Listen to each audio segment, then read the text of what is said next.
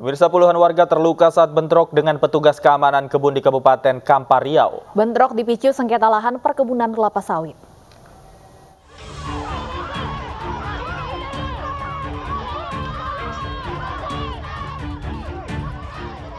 Bentrokan terjadi antar warga desa Terantang dengan pihak keamanan sebuah kebun di Kabupaten Kampar Riau. Kericuan diduga dipicu sengketa lahan kebun sawit yang dikelola Koperasi Iyo Basamo.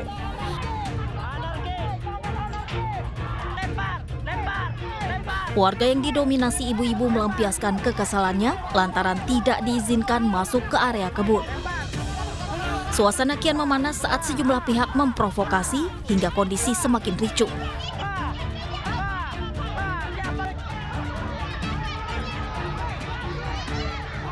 Warga terpukul mundur saat seorang petugas keamanan kebun berpakaian preman mengancam warga dengan sebilah senjata tajam. Puluhan warga terluka termasuk seorang balita yang terkena lemparan batu. Warga yang terluka kemudian dilarikan ke rumah sakit. Dalam sengketa ini, warga desa Terantang mendesak pengurus koperasi lama mengembalikan hak-hak warga yang telah dimenangkan Pengadilan Negeri Pekanbaru. Dari Kampar Riau, Indra Yoserizal, iNews melaporkan.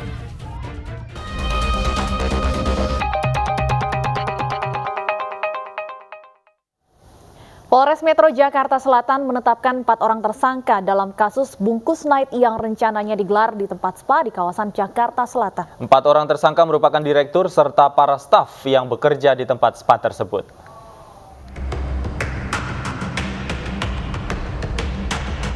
Polisi menetapkan 4 orang tersangka terkait kasus pesta seks bertajuk bungkus night. Keempat orang yang diamankan Polres Metro Jakarta Selatan memiliki peranan masing-masing. Mereka adalah direktur dan staf yang bekerja di tempat spa tersebut. Polres Metro Jakarta Selatan langsung melakukan penyelidikan dan pada Minggu 19 Juni lalu telah menetapkan 4 orang tersangka.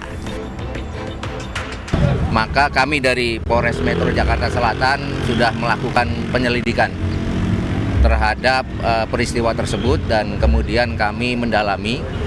Dari situ kemudian kami sudah melakukan pemeriksaan terhadap 8 orang. 8 orang ini merupakan orang yang bekerja di tempat tersebut. Dan kemudian dari 8 orang itu 4 orang diantaranya sudah kami tetapkan sebagai tersangka. Sebelumnya sebuah poster undangan untuk acara bertajuk Bungkus Night Volume 2 viral di media sosial. Poster tersebut menampilkan foto hitam putih dan gambar seorang wanita berpakaian minim serta memajang kata-kata yang mengandung muatan sensual. Pihak polisian terus melakukan penyelidikan terkait kasus ini, sementara 4 orang tersangka dijerat pasal berlapis. Dari Jakarta, Nadia Valery, Ilham Zarkasi, dan Sutrisno, iNews melaporkan. Mengapa prostitusi mulai berani terang-terangan? Kami akan membahasnya dengan Kasat Reskrim Polres Jakarta Selatan AKBP Ridwan Soplanit dan pengamat sosial Devi Rahmawati. Selamat sore Pak Kasat dan Mbak Devi. Selamat sore. Selamat sore Mbak. Baik, saya ingin ke Pak Ridwan terlebih dahulu. Pak Ridwan, saya ingin konfirmasi berapa jumlah tersangka yang sudah ditetapkan sejauh ini? Iya, sampai dengan sore hari ini kita sudah ada penambahan lagi 1 tersangka, sehingga yang sudah kita tetapkan sebagai tersangka terdiri dari 5 orang, Mbak. Demikian. Baik, 5 orang ini apa saja Pak peranannya atau statusnya? Iya, dari 5 orang tersangka ini mereka melakukan peran masing-masing dalam satu rangkaian, mulai dari persiapan mendesain, memberikan ide, mendesain, sampai dengan mereka melakukan kerjasama dengan yang mengupload, dan sampai dengan penyebaran terkait dengan kegiatan yang akan berlangsung, yang seperti kita temukan di medsos maupun di Instagram. Demikian, Mbak. Baik, Pak Ridwan, sebenarnya seperti apa modus yang dilakukan oleh mereka, Pak?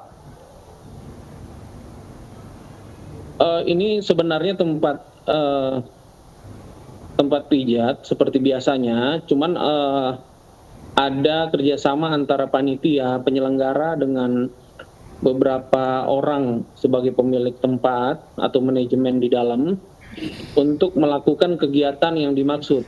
Jadi kegiatan-kegiatan yang sesuai dengan undangan atau pemberitahuan yang diedarkan, yang disampaikan seperti bungkus naik itulah yang pada akhirnya dipertemukan pada suatu tempat dan waktu untuk melakukan berupa pesta dan yang sifatnya menyimpang atau kesusilaan yang dilakukan dalam kegiatan tersebut.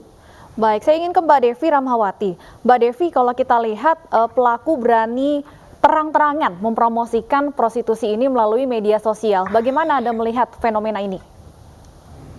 Ya, pertama apa yang ditampilkan melalui poster tadi itu sebenarnya menjadi sebuah tanda atau simbol bahwa telah terjadi pergeseran sosial di masyarakat kita. Kita tahu dulu hal-hal yang terkait dengan seksualitas biasanya bersifat tertutup. Namun sekarang itu bisa didemonstrasikan secara terbuka tanpa malu-malu lagi. Yang kedua adalah memang pemanfaatan medium digital itu juga digunakan oleh para pelaku bisnis bawah tanah seperti prostitusi karena kemudahan dalam upaya mencapai jumlah yang melihat dalam ukuran yang besar itu lebih mudah dan murah menggunakan teknologi digital. Tapi hal tersebut juga rupanya kita perlu apresiasi teman-teman kepolisian. Ini adalah praktek dari modern policing 4.0 yang nyata bagaimana justru kekuatan digital yang juga sangat terbuka bagi siapapun untuk bisa mengawasi ini dilakukan dengan sangat baik oleh aparat sehingga kemudian apa yang ditampilkan di poster tersebut tidak jadi terwujud. Sehingga yang ketiga adalah poinnya memang masyarakat dalam hal ini harus, kalau kita merasa bahwa apa yang ditampilkan dalam poster tersebut adalah sesuatu yang bertentangan dengan standar moral dan juga budaya sosial kita, maka sudah seyogyanya kita bekerja sama membantu aparat terus menjadi CCTV sosial kita agar kalau ada hal-hal yang demikian yang memang sekarang didemonstrasikan dengan secara terbuka, langsung kita laporkan kepada aparat agar bisa cepat dituntaskan seperti apa yang kita lihat pada hari ini. Baik, saya ingin kembali ke Pak Ridwan. Pak Ridwan, jika dilihat dari orang-orang yang sudah diperiksa, tadi dikatakan ada 8 orang kalau tidak salah yang sudah diperiksa, keterangan seperti apa yang didapatkan dan modus seperti ini sebenarnya sudah berapa lama dijalankan oleh tempat tersebut, Pak? Iya, jadi hasil keterangan yang kita dapat untuk mereka menyampaikan bahwa untuk volume 1 ini volume 2 berawal dari volume 1 yang masih kita melakukan pendalaman maupun pengembangan terkait keterangan ini. Jadi sebelumnya sudah ada kegiatan volume 1 yang secara tersembunyi yang mereka sudah lakukan. Demikian, Mas. Baik, saya ingin kembali ke Mbak Devi melanjutkan yang tadi. Apakah artinya ada kemungkinan modus seperti ini dalam arti promosi prostitusi melalui media sosial sebenarnya sudah pernah atau sering terjadi namun tidak terdeteksi karena dalam tanda kutip tidak viral?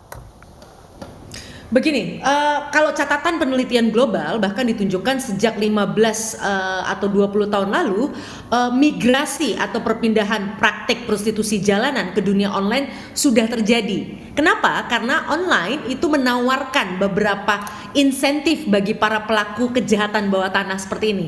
Yang pertama, akan lebih sulit misalnya untuk dikenali oleh publik karena kan dia bersembunyi di jaringan-jaringan digital tadi.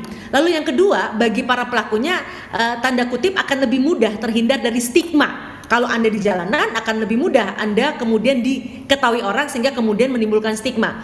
Lalu yang ketiga, Anda akan lebih mudah bersembunyi sebenarnya dari jeratan hukum karena bisa saja ketika misalnya Anda menggunakan tadi poster-poster yang jelas-jelas ada tulisan seksnya, dalam penelitian global para pelakunya akan mengatakan begini, oh itu kan hanya fantasi saja, itu kan kami hanya main-main saja dan sebagainya begitu. Tapi alhamdulillah dalam konteks Indonesia, kepolisian kita sudah menunjukkan kecerdasan untuk mampu menjerat mereka. Nah, tapi sekali lagi sebenarnya ini menjadi alarm sosial bagi kita semua. Kenapa? Apakah kita memang menginginkan negeri ini kemudian menganut kebebasan seksualitas terbuka? Karena belajar dari barat misalnya, mereka di era 2040-an juga tidak menerima adanya hal ini. Tapi lihat barat sekarang.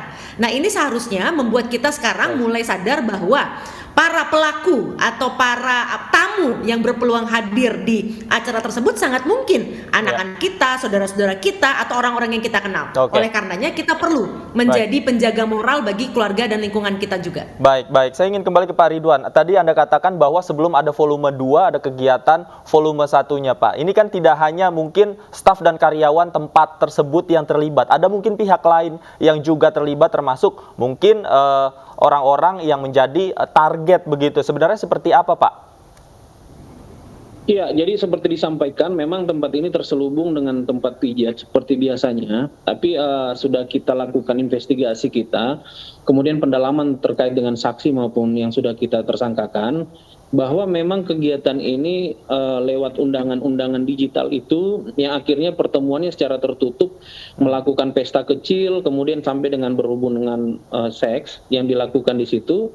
Nah, dari volume 1 ini berdasarkan keterangan dan beberapa bukti, kemudian direncanakan dengan volume 2 inilah yang membuat bukti kuat dan keterangan yang bisa kita tersangkakan 5 orang tersebut.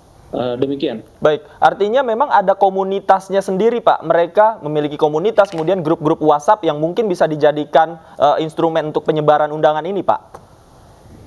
Undangan ini disebarkan secara ekstrim, Mas. Jadi memang mereka nekat untuk menyebarkan secara ekstrim, tapi kru yang disiapkan mereka adalah pegawai-pegawai mereka sebagai orang yang melakukan kegiatan-kegiatan jasa memijat di dalam, yang tadinya memang mijatnya secara natural, sesuai dengan yang seperti kita tahu, tapi dilakukan dengan penambahan kegiatan-kegiatan yang tidak bermoral tadi, sehingga mereka melakukan menggunakan perangkat mereka sendiri yang sudah tersedia, dan memang desain mereka itu mengundang orang secara bebas. Baik, Pak Ridwan, disebutkan bahwa tempat spa atau tempat pijat saat ini sudah dilakukan penyegelan. Ada kemungkinan dilakukan penutupan secara permanen, Pak? Ya, ini dengan bukti-bukti kuat, dengan ada yang disangkakan maupun hasil daripada investigasi kita akan mengarah ke sana, Mbak. Ini sudah sangat jelas bahwa ini merupakan pelanggaran, dan nanti akan kita bekerja sama dengan pihak Pemda atau bagian pariwisata untuk melakukan tindak lanjut terkait dengan penutupan lokasi tersebut. Baik, kalau untuk sementara sanksinya saat ini yang dikenakan seperti apa, Pak? Ya, kita menggunakan undang-undang ITE dan undang-undang pornografi karena memang sudah dia mengendarkan melalui media digital, kemudian memang ada hal-hal yang sifatnya pornografi yang kita kaitkan di dalamnya. Demikian, Mas. Baik, saya ingin kembali ke Mbak Devi. Terakhir mungkin singkat saja, apa sebenarnya yang bisa dan perlu dilakukan untuk memusnahkan prostitusi terselubung seperti ini? Ya, ini hanya bisa dilakukan kalau kita semua sekarang juga menjadi CCTV sosial bagi lingkungan kita.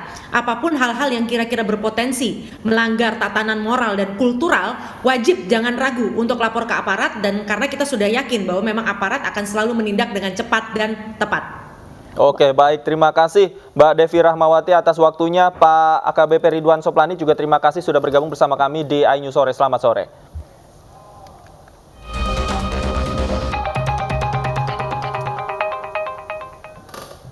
Pemirsa, iNews Sore masih akan kembali dengan sejumlah informasi menarik lainnya, di antaranya.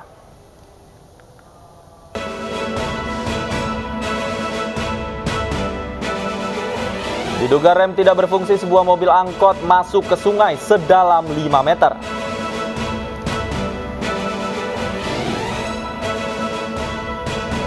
Partai politik mulai melakukan manuver jelang Pilpres 2024.